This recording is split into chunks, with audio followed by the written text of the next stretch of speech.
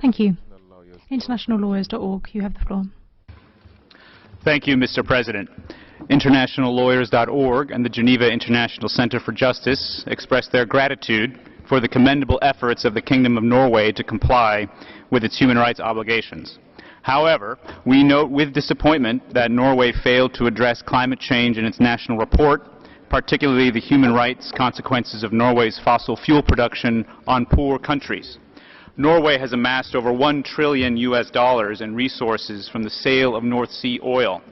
A 2017 report from Oil Change International concluded that Norway is exporting 10 times more emissions than the country produces at home and is the 7th largest exporter of greenhouse gas emissions.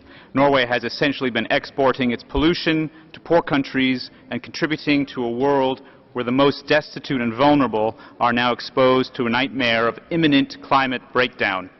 We echo the calls of member states Fiji and Bhutan that climate change must be incorporated into Norway's human rights policy.